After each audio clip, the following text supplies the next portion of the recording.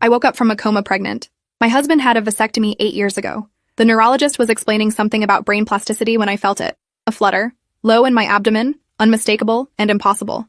Dr. Kaminsky kept talking about my recovery timeline. 6 weeks in a medically induced coma after the car accident, remarkable progress, minimal cognitive damage. But I wasn't listening anymore. My hand moved to my stomach under the hospital blanket, pressing gently, feeling the curve that shouldn't be there. When I looked down, I could see it. A slight swell beneath the thin cotton gown. My husband David sat in the chair by the window, his face gaunt from weeks of worry, nodding along with the doctor's words. I interrupted them both, my voice rough from disuse. "I think I'm pregnant." Dr. Kaminsky stopped mid-sentence, and David's head snapped toward me, his expression shifting from concern to confusion. The doctor smiled that patronizing smile medical professionals use when patients say something illogical. "Mrs. Garrett, that's likely just some bloating from the feeding tube and immobility. Perfectly normal after extended bed rest," she continued. "Your body has been through significant trauma." "No," I said, more firmly this time. "I'm pregnant. I can feel it moving." The room went silent except for the beeping of monitors. David stood up slowly, his face pale. "Sweetheart, that's not possible. You've been unconscious for 6 weeks. Before that, we hadn't been intimate in months because of your work schedule. Plus, I had that vasectomy 8 years ago. Remember? We decided after the twins were born." Dr. Kaminsky pulled out her tablet, scrolling through my medical records with a frown deepening across her face. "We did multiple scans during your treatment. There was no indication of pregnancy. Let me call for an ultrasound right now just to rule this out and ease your mind." The way she said it made it clear she thought I was confused, possibly experiencing some post-coma delusion, but I knew my own body. I'd been pregnant twice before with our twin daughters, and this feeling was unmistakable. The ultrasound technician arrived 20 minutes later, wheeling in the portable machine with an expression that suggested she'd been briefed on the situation. She squeezed gel onto my stomach, her movements efficient and professional. The wand pressed against my skin, and within seconds the room filled with a sound that made everyone freeze. A heartbeat, fast and strong, echoing through the monitor speakers. The technician's face went from skeptical to shocked in the span of a breath. "There it is," she said quietly, turning the screen toward us. "Approximately 20 weeks gestation based on measurements. Perfectly healthy fetal development." The image showed unmistakably what I already knew. A baby, curled and moving, fingers visible near its face. David made a sound like all the air had left his body. Dr. Kaminsky grabbed the monitor, staring at the screen like it might change if she looked hard enough. "This doesn't make any sense. We've done 3 CT scans, 2 MRIs. How did we miss this?" The technician saved several images, her hands shaking slightly. Sometimes early pregnancy doesn't show clearly on scans focused on brain trauma. But at 20 weeks, this should have been obvious on any abdominal imaging. She looked at Dr. Kaminsky with an expression I couldn't read. "This is going to need documentation. A lot of it." David hadn't moved from his spot by my bed. His face had gone from pale to gray. 20 weeks means you got pregnant right before the accident. But we hadn't been together in 3 months before that. I remember because I was traveling for work. I tried to sit up, but my muscles were still weak from 6 weeks of immobility. "David, I was in a coma. I don't know how this happened." His eyes met mine, and I saw something I'd never seen there before. Doubt. Raw and undeniable. The technician quickly left with her equipment, muttering about getting the attending physician. Dr. Kaminsky stood there looking between us, clearly realizing this had moved beyond medical mystery into something else entirely. "Mr. Garrett, would you step outside with me for a moment?" David followed her without a word, leaving me alone with the monitor still showing my vitals. My heart rate had spiked, the numbers climbing as panic set in. Through the partially open door, I could hear their voices. David's rising in pitch, asking how this was possible, demanding answers. Dr. Kaminsky's responses were measured but firm, explaining the medical facts while carefully avoiding the obvious implication hanging in the air between them, that somehow, while unconscious, I'd gotten pregnant. 20 minutes passed before David came back in. His face was composed now, that blank expression he used when dealing with difficult clients at his law firm.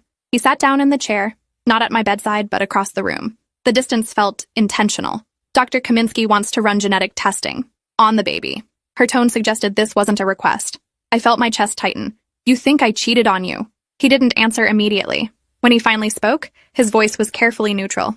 "I think something happened that doesn't make sense. And we need answers." The hospital moved me to a private room within the hour. Nurses came and went, their expressions a mix of curiosity and something that looked like judgment. One of them, a woman in her 50s with kind eyes, lingered after checking my IV. "I've been a nurse for 30 years. Never seen anything like this." She adjusted my pillow, her voice dropping to a whisper. "But I've heard stories. Women who get pregnant under impossible circumstances. Usually there's an explanation that everyone missed. Usually." The word hung there, loaded with implication. That night, David went home to be with our daughters, 12-year-old twins who'd been staying with his mother during my hospitalization. He kissed my forehead before leaving, but the gesture felt automatic. empty of the warmth that usually lived in his touch.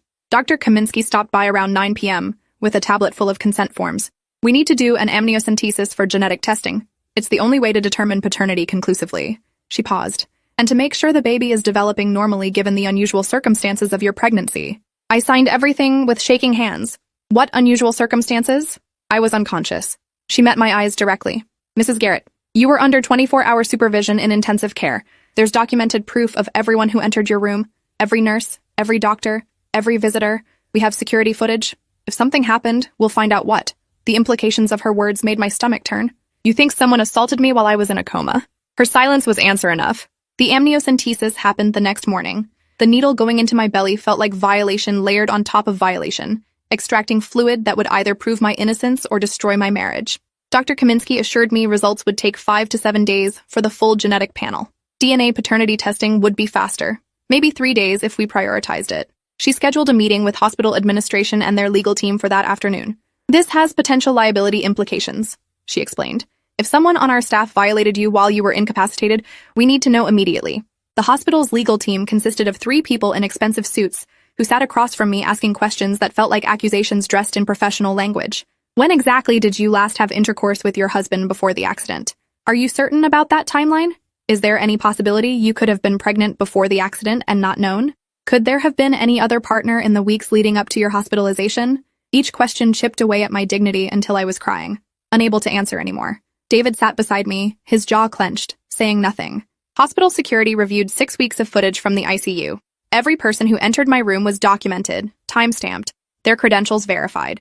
Nurses, doctors, respiratory therapists, cleaning staff, David and his mother during visiting hours, my sister twice in the first week. Everyone was accounted for. The security director, a former police officer named Marcus Vance, presented his findings in a conference room filled with hospital administrators. No unauthorized access, no gaps in coverage. Everyone who entered had legitimate medical reasons and was never alone with the patient for more than necessary clinical time. So how did this happen? David's voice cut through the room. My wife was in a medically induced coma for 6 weeks, and somehow she's 20 weeks pregnant. That means she got pregnant right before the accident. But I had a vasectomy 8 years ago, and we hadn't been intimate in months before her accident. Someone in this hospital has to know something. The administrators exchanged glances. Mr. Garrett, we understand your frustration, but the evidence suggests whatever happened, it didn't happen here, which leaves only one other possibility, that I got pregnant before the accident, I said flatly. From someone who wasn't my husband. The room fell silent. That's what you're all thinking, isn't it?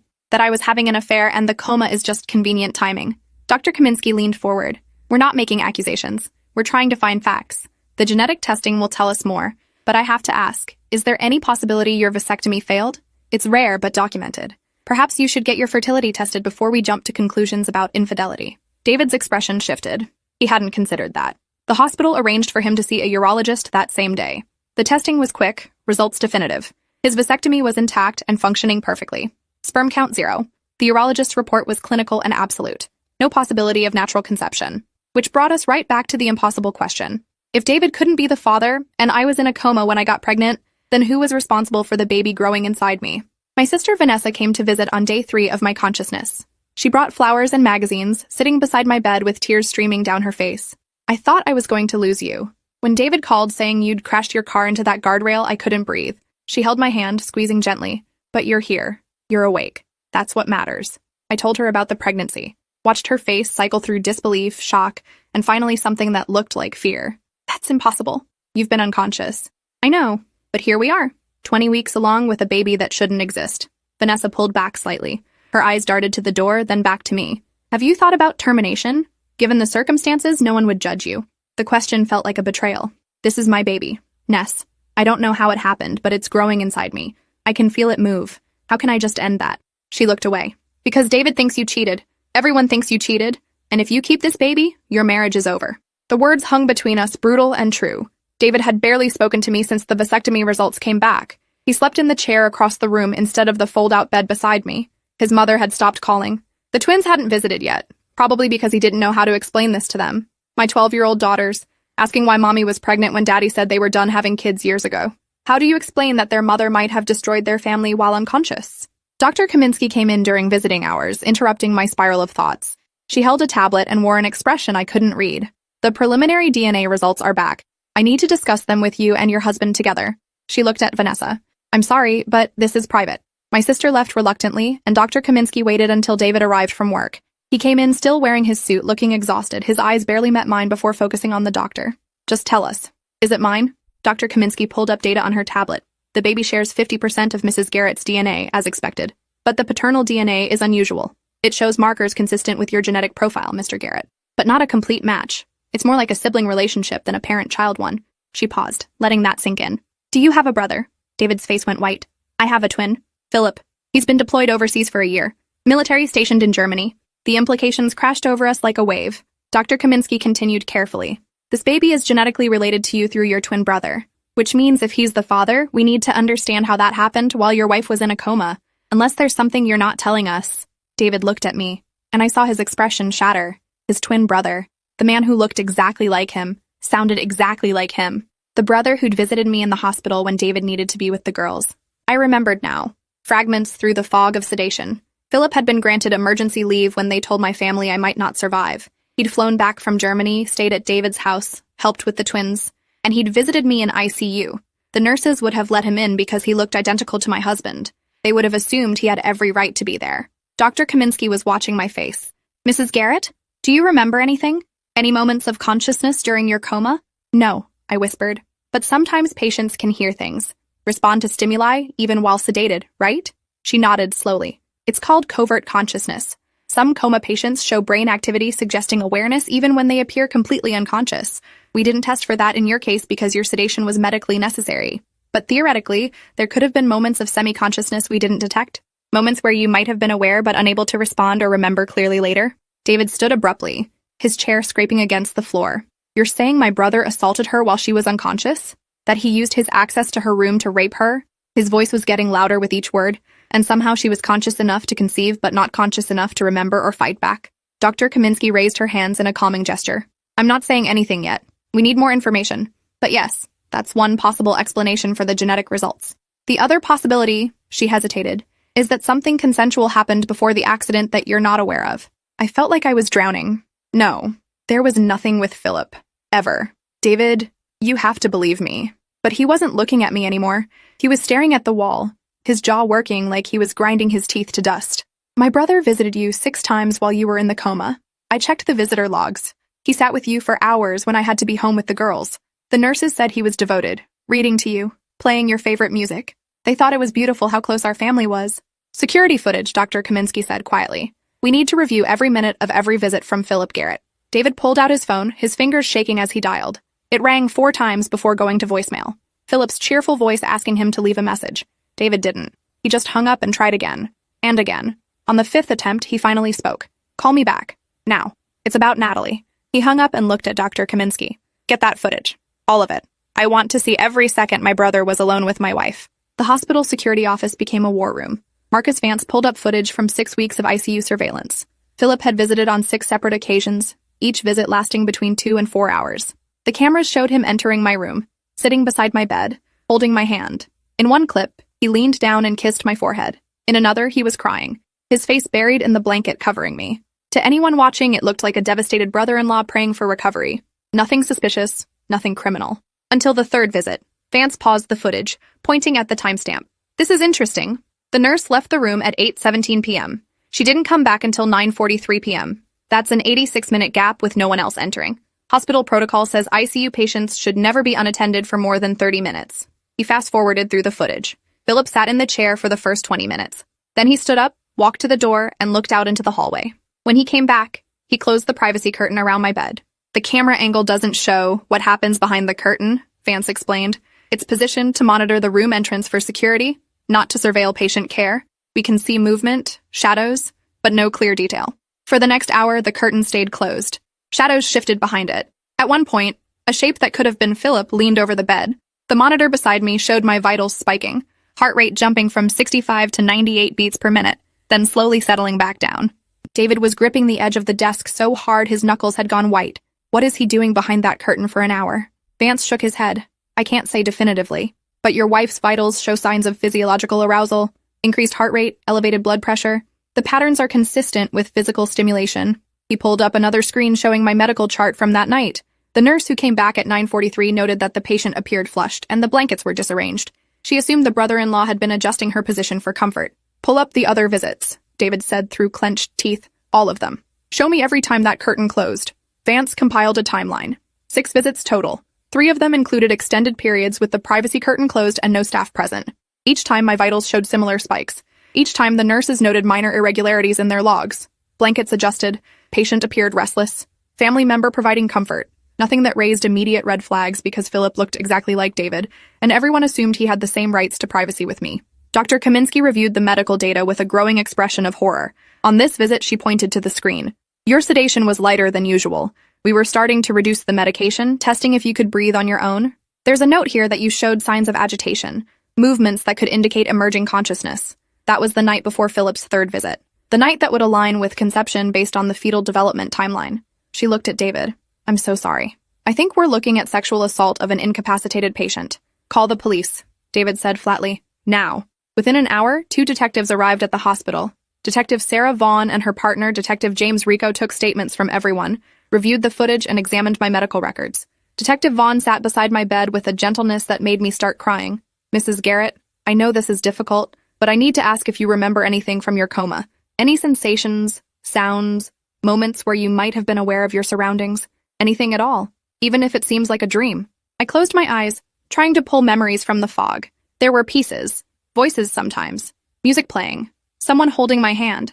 I remember warmth, pressure, feeling safe, which seems insane now. I thought it was David, his voice reading to me, telling me about the girls, begging me to wake up. But if it was Philip, and he was using that access to assault me while I couldn't fight back or even fully understand what was happening. The words choked off into sobs. Detective Rico made notes on his tablet. Identical twins present a unique challenge in cases like this. Your husband can't be the father because of his vasectomy, confirmed by medical records. But his brother shares enough genetic material that the baby's DNA shows familial markers. Combined with the security footage showing prolonged unsupervised access and your medical data indicating physiological responses during those visits, we have enough for probable cause. He looked at David. Has your brother responded to your calls? No, David said. I've left 8 messages. Texted him screenshots of the DNA results. Nothing. He's ghosting me. Detective Vaughn pulled up her phone. We've contacted military police on his base in Germany. They're bringing him in for questioning. If he refuses to cooperate or tries to flee, they'll detain him. She paused. I have to warn you both. Cases involving unconscious victims are incredibly difficult to prosecute. His defense will argue she wasn't fully comatose, that there might have been consent we can't verify, that the relationship could have been ongoing before the accident. That's disgusting, David exploded. She was in a medically induced coma. She had a breathing tube. She couldn't speak or move. How the hell is anyone going to argue consent? Detective Rico's expression was grim. I've seen defense attorneys argue worse. They'll say the medical records show decreasing sedation, that she was responsive to stimuli, that maybe she initiated contact in her semi-conscious state. They'll paint your brother as a devoted family member providing comfort that turned physical with her encouragement. It's vile, but it's effective. Juries have a hard time convicting when there's no clear evidence of force. Dr. Kaminsky entered the room holding another tablet. I have additional medical evidence that might help. During the 3rd visit, the one we believe aligns with conception, the nurse documented that Natalie's gown was on backwards when she came back into the room. She'd noted it because hospital gowns are designed to open in the back for easy access to monitoring equipment. She assumed Philip had removed it to adjust the wires and put it back on incorrectly. But looking at it now, in context with everything else, it suggests he undressed her. Show me that footage again, Detective Vaughn demanded. Vance pulled up the relevant section and they all crowded around the monitor. The curtain was closed for 72 minutes during that visit. When Philip finally opened it and left the room, you could see him adjusting his clothes, tucking his shirt in, running his hand through his hair, the gestures of someone who'd just been physically active. Then the nurse entered 3 minutes later and discovered the gown issue. Vaughn turned to her partner. That's enough for an arrest warrant. The military police detained Philip at his base in Germany within 6 hours. He initially refused to speak without an attorney, which told us everything we needed to know. If he was innocent, if this was all a horrible misunderstanding, wouldn't his first reaction be shock and denial? Instead, his silence felt like admission. David collapsed into the chair beside my bed after getting the call, his face in his hands. My own brother, my twin. How could he do this? How could he violate you while you were fighting for your life? I didn't have answers. I was still trying to process that the baby growing inside me was the product of assault, an assault I couldn't remember, couldn't fight against, couldn't even fully comprehend had happened. The violation felt abstract and visceral at the same time, like my body had been used as a vehicle for someone else's crime, while my consciousness was locked away in medicated darkness. Dr. Kaminsky gently suggested I consider speaking with the hospital's trauma counselor. Given that I was now dealing with both physical recovery and psychological trauma, I'd need support through what was coming next. The trauma counselor was a woman named Dr. Lisa Okafor, with warm eyes and a voice that made you want to trust her. She sat across from me in my hospital room, her notepad balanced on her knee. Natalie, what happened to you is a profound violation. And the fact that you can't clearly remember it doesn't make it less real or less traumatic. Your body remembers, even if your conscious mind doesn't. That's why you're experiencing this disconnect, this feeling of unreality. It's your brain trying to protect you from something it can't fully process. I told her about the fragments I did remember. Warmth, pressure, the sensation of being touched, but filtered through layers of sedation that made everything feel distant and dreamlike. I thought I was dreaming about David, I admitted. In those foggy moments when awareness would surface and then slip away again, I felt safe, cared for. How sick is that? I felt safe while being raped by my husband's identical twin brother. And I can't even hate the memory properly because part of me still thinks it was David showing me love while I was dying. Dr. Okafor leaned forward. That's not sick. That's your brain doing exactly what it needed to do to protect you. You were in a state of profound vulnerability, and your subconscious created a narrative that would allow you to feel safe instead of terrified. There's no shame in that. The shame belongs entirely to the person who exploited your helplessness. She paused. Have you thought about what you want to do regarding the pregnancy? There are options available to you, including termination. No one would judge you for making that choice given the circumstances. I'd been avoiding that question for days. My hand moved to my stomach, feeling the slight swell, remembering the movement I'd felt. This baby was innocent in all of this, but it was also conceived through assault, would always be a reminder of the worst violation I could imagine. Could I love a child created this way? Could I look at them and not see Philip? But then again, I'd look at them and see David too, because genetically they were nearly identical. This baby would be my daughter's sibling, share their DNA, belong to our family even if the conception was a crime. I don't know, I finally said. I don't know if I can raise the child of my rapist, but I also don't know if I can terminate a pregnancy that's already this far along, where I can feel the baby moving. It feels like punishing an innocent life for someone else's crime.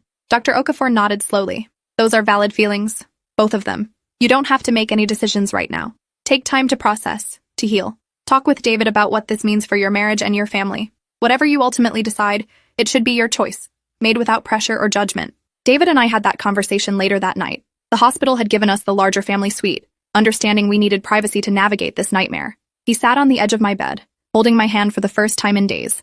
His eyes were red from crying. I don't blame you, he said quietly. I want you to know that. None of this is your fault. You were unconscious. You couldn't consent. My brother violated you in the most heinous way possible. But I also don't know if I can raise his child. If I can look at a baby that's genetically my nephew and see anything other than betrayal? I understand, I told him. And I don't know if I can either. But we have 12-year-old daughters who are going to have questions we can't avoid answering. How do we explain this to them? That their uncle assaulted their mother while she was in a coma? That they might have a sibling who's also their cousin? That family gatherings will never be the same because we can't ever be around Philip again? David's jaw clenched. Philip is dead to me. To our family. I don't care if we share DNA. He's not my brother anymore. The legal process moved forward with mechanical efficiency. Philip was extradited from Germany to face charges of sexual assault of an incapacitated person, a first-degree felony carrying 20 years minimum. His attorney tried to fight the extradition, arguing jurisdiction issues and claiming the evidence was circumstantial. But the combination of security footage, medical records, DNA evidence, and victim testimony was overwhelming.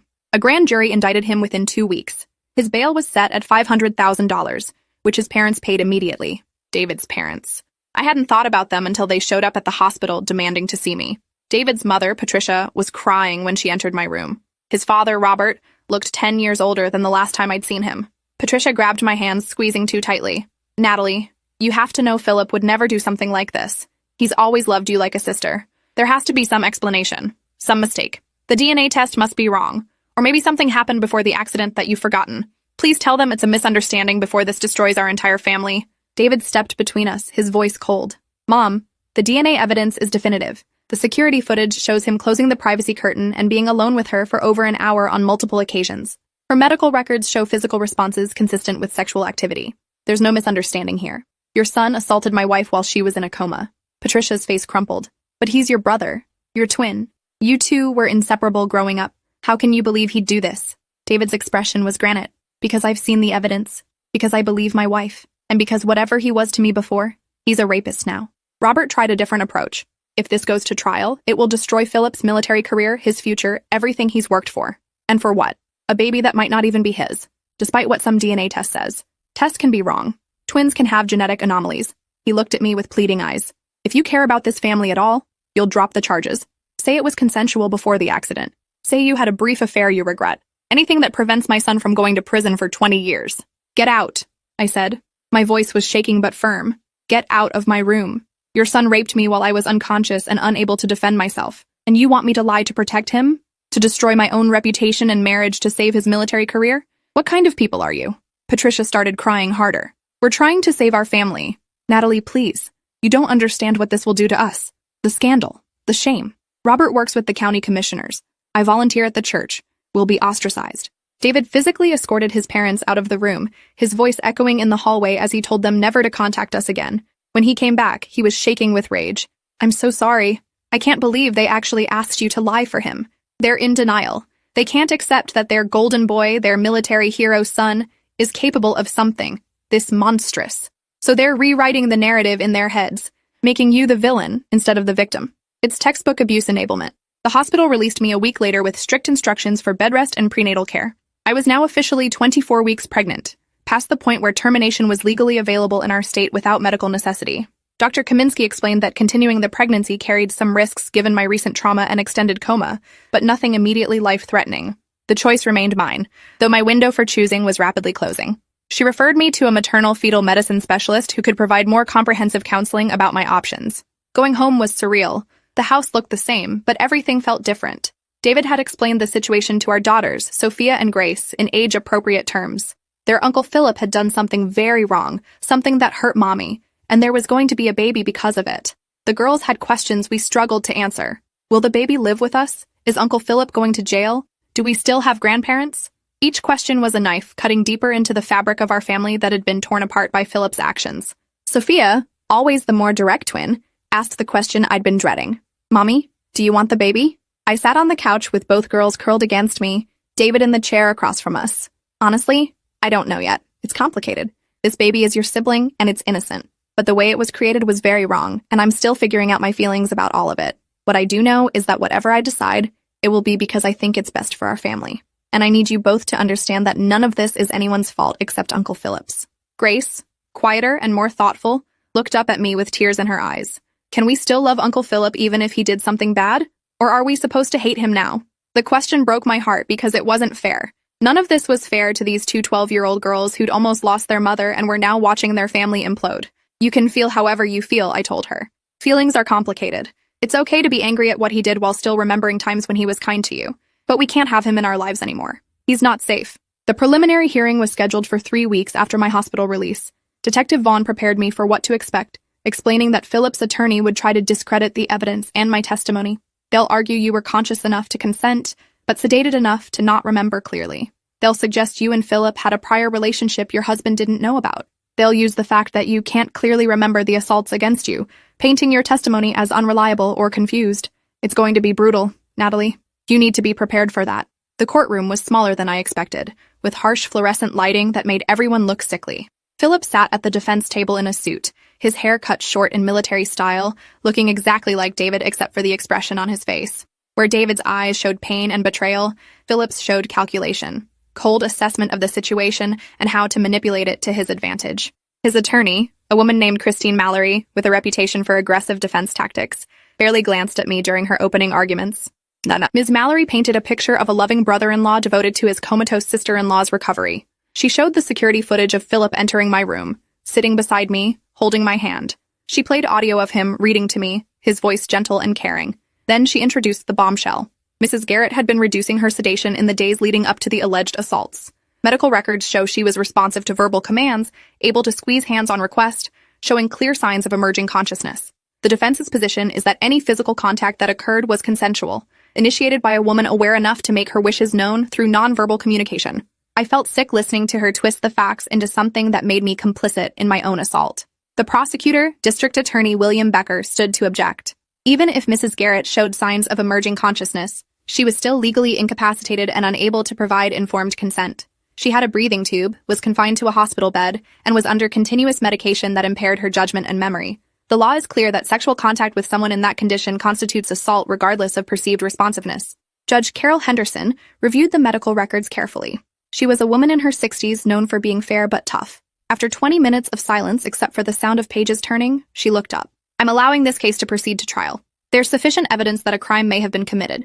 However, I'm also ordering a full neurological evaluation of Mrs. Garrett to determine her capacity for consciousness and consent during the period in question. Until we have expert testimony on whether she was capable of understanding and communicating consent, I'm not dismissing anything. Bail remains at $500,000 already posted. Trial date is set for 8 weeks from today. 8 weeks. I'd be 32 weeks pregnant by then, obviously showing a constant visual reminder of the crime we were prosecuting. David held my hand as we left the courthouse. Reporters shouting questions we didn't answer. His face was set in determined lines. We'll get through this. Whatever happens, we'll face it together. But I could feel the distance between us growing, a chasm created by circumstances neither of us could control. He loved me. I believed that. But could he love a child, conceived through his twin brother's assault of his unconscious wife? The neurological evaluation was conducted by Dr. Raymond Park, a specialist in consciousness disorders and coma recovery. He reviewed 6 weeks of medical records, interviewed my medical team, and conducted extensive cognitive testing on me. His report, delivered in a conference room full of lawyers and experts, was clinically brutal. Mrs. Garrett was in a state of minimal consciousness during the period in question. She showed some responsiveness to external stimuli, but lacked the cognitive capacity for complex decision-making or informed consent. Any movement or response during this time would have been reflexive or instinctual, not indicative of conscious choice or agreement. Ms. Mallory immediately challenged the findings.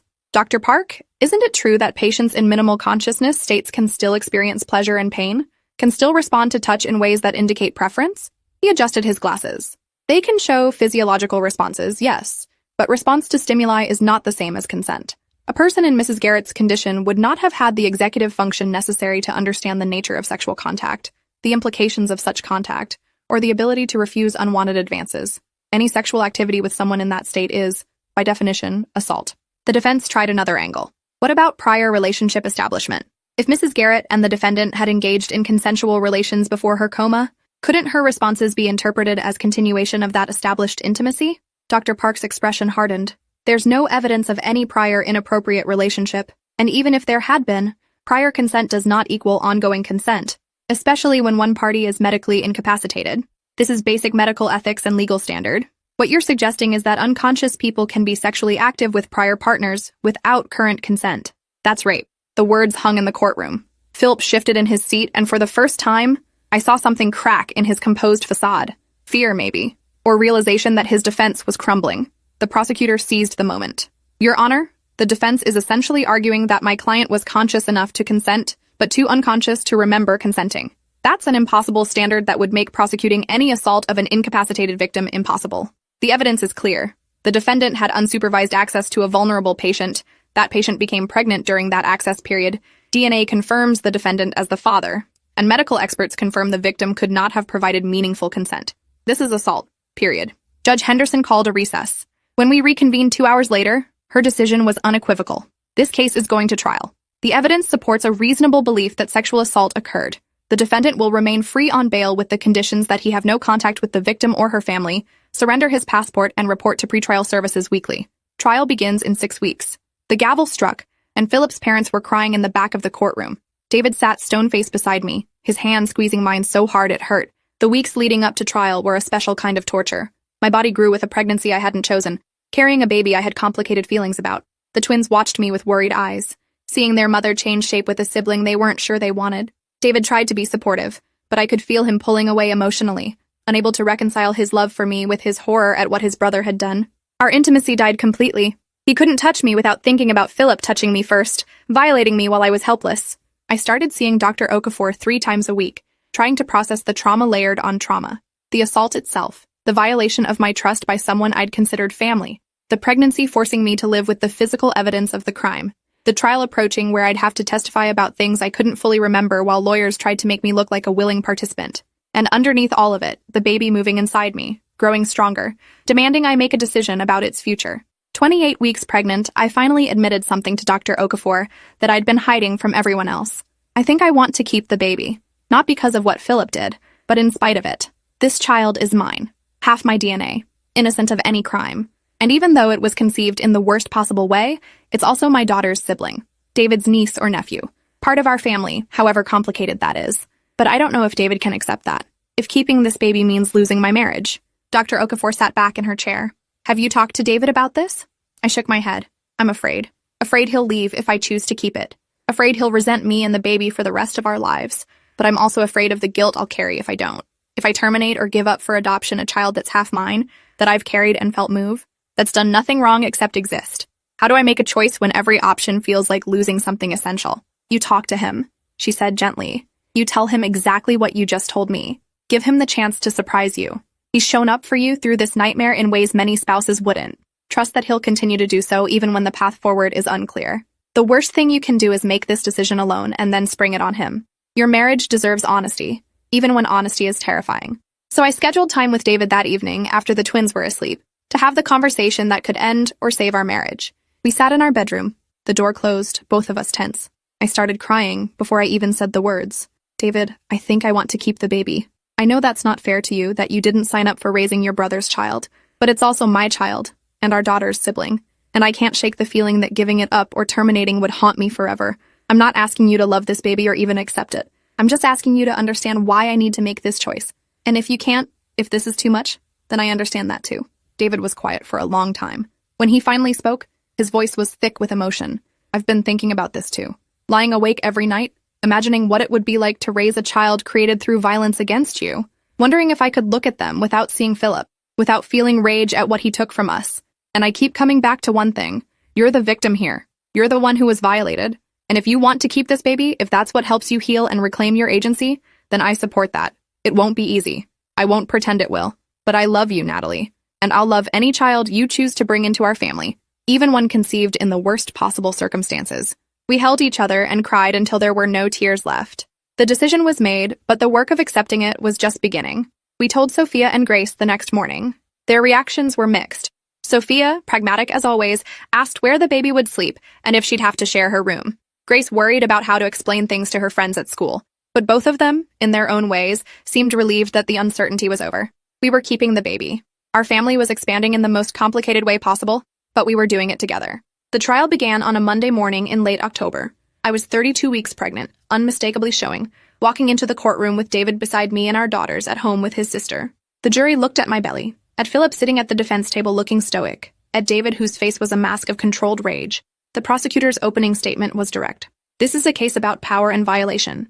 The defendant used his physical similarity to his twin brother to gain access to a vulnerable woman in a coma. He then sexually assaulted her on multiple occasions while she was unable to consent or defend herself. The result is the pregnancy Mrs. Garrett is now carrying. Physical evidence of a crime the defense wants you to believe was consensual. But consent requires consciousness, understanding, and choice. The victim had none of those things. Ms. Mallory's opening was equally direct. This is a case about a family tragedy being criminalized. The defendant visited his sister-in-law out of love and concern during a medical crisis. Any physical contact that occurred happened during a time when medical records show she was emerging from her coma, responsive to stimuli, and capable of indicating her wishes through movement and sound. The prosecution wants to paint my client as a predator, but the evidence will show he's a devoted family member who's being punished for caring too much. A relationship that the victim, in her compromised state, participated in and encouraged. I wanted to scream, but Detective Vaughn had prepared me for this. They're going to make it sound like you wanted it, like you initiated it. Don't react visibly.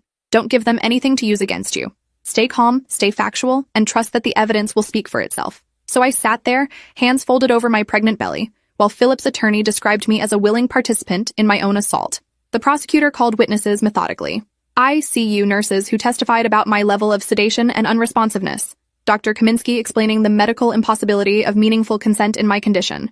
The security director showing footage of Philip's visits and the suspicious gaps in supervision. Then came the geneticist, Dr. Linda Chow, who explained the DNA evidence.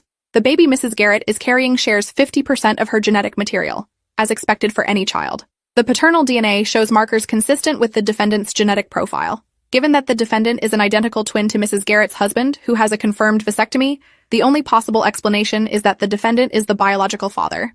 This pregnancy occurred during the time Mrs. Garrett was in a medically induced coma, specifically during the window when the defendant had unsupervised access to her. Ms. Mallory's cross-examination tried to create doubt. Dr. Chow, is it possible the DNA results could be confused given that identical twins share nearly identical genetic profiles? Dr. Chow shook her head. While identical twins are genetically similar, they're not perfectly identical.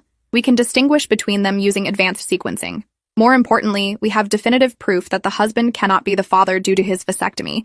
That leaves only one person who shares the genetic markers we found. The defendant. There's no ambiguity here. Day 3 of the trial, I took the stand. The prosecutor guided me through my testimony gently. I described the accident, waking up from the coma, discovering I was pregnant, finding out about the DNA results, and realizing Philip was the father. The fragments of memory I had from the coma that I'd mistakenly attributed to David but now understood were Philip exploiting his identical appearance. My voice shook through most of it, but I got the facts out. The jury was watching me with expressions ranging from sympathy to skepticism. Then came Ms. Mallory's cross-examination. Mrs. Garrett, you testified that you have fragmented memories from your coma, sensations of being touched, feelings of warmth and safety. Isn't it possible you were more conscious during these encounters than you remember? That you responded to Mr. Philip Garrett's presence in ways that indicated desire or consent? I felt my face flush. I was in a medically induced coma with a breathing tube. Even if I had moments of partial awareness, I couldn't speak, couldn't move meaningfully, couldn't make informed decisions about what was happening to my body. But you felt warmth and safety, Ms. Mallory pressed. Those are positive emotions? Doesn't that suggest you weren't experiencing assault but rather welcomed intimate contact? I gripped the edge of the witness box. I thought it was my husband. Philip looks exactly like David. He used that similarity to violate me while I was unconscious. Any positive feelings I had were based on mistaken identity and manipulation of my sedated state. That's not consent. That's exploitation. The prosecutor objected and the judge sustained it. But the damage was done. The defense had planted the seed that maybe I'd wanted it. Maybe I'd participated. Maybe this was all a tragic misunderstanding rather than deliberate assault. The defense called their own expert, Dr. Gerald Morton, a neurologist who testified that patients in minimal consciousness states can show preference and make basic choices. Under the right circumstances, he claimed, someone in Mrs. Garrett's condition could have indicated willingness for intimate contact through body language and physiological responses. The prosecutor tore him apart on cross-examination. Dr. Morton, how exactly does someone with a breathing tube, confined to a hospital bed, under heavy sedation, communicate informed consent to sexual activity? He stammered something about reflexive responses and instinctual behavior, but it was clear his testimony was bought and paid for by the defense. Philip never took the stand. His attorneys advised him to invoke his Fifth Amendment right against self-incrimination, which the judge instructed the jury not to interpret as guilt. But everyone knew what it meant. If he had an innocent explanation, he'd give it. His silence was its own admission. Closing arguments lasted an entire day. The prosecutor methodically walked through the evidence, connecting every piece into an undeniable picture of assault.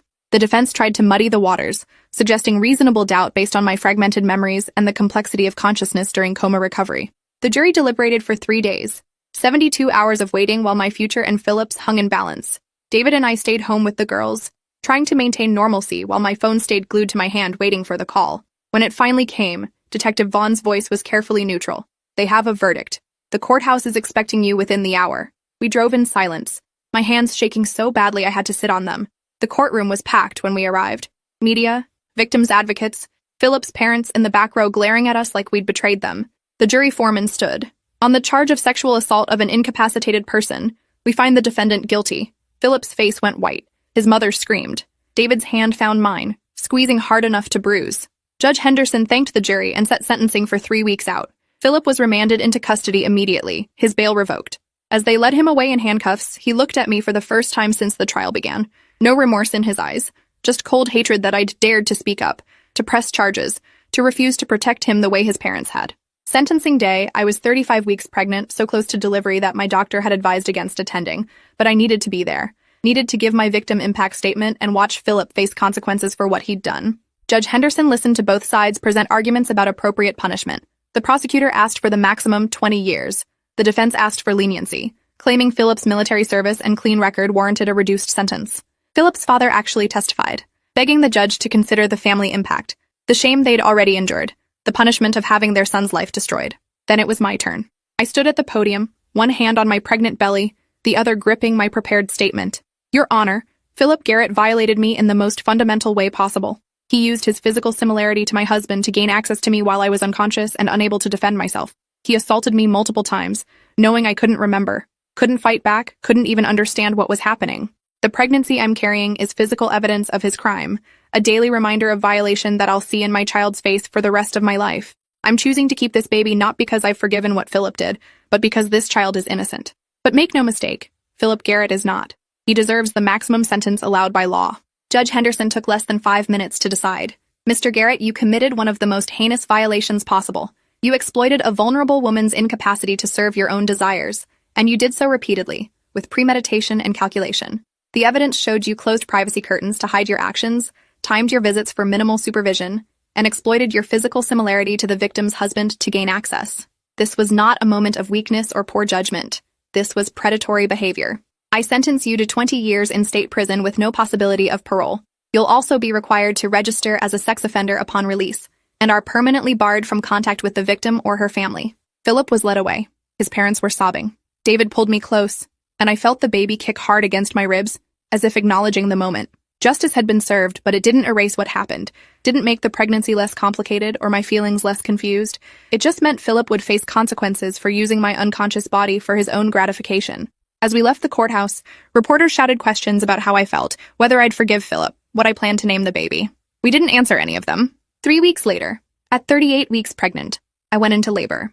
David held my hand through 18 hours of contractions, never leaving my side. When they finally placed my son in my arms, I looked down at his face and saw something I hadn't expected. Not Philip, not even David really, just a baby. My baby. Innocent and perfect, and completely separate from the circumstances of his conception. We named him Oliver, a name that belonged only to him, untethered from family history or painful associations. Sophia and Grace came to visit, hesitant at first, then melting when Oliver wrapped his tiny hand around their fingers. David held him and cried, and I knew we'd be okay. Different than before, scarred by what happened, but together. A family rebuilt from trauma into something stronger and more honest than we'd been before. 6 months later, with Philip serving his sentence and our family finding its new normal, I looked at Oliver sleeping in his crib and knew I'd made the right choice. Not an easy choice, but mine. And in reclaiming that agency, I'd taken back the power Philip tried to steal.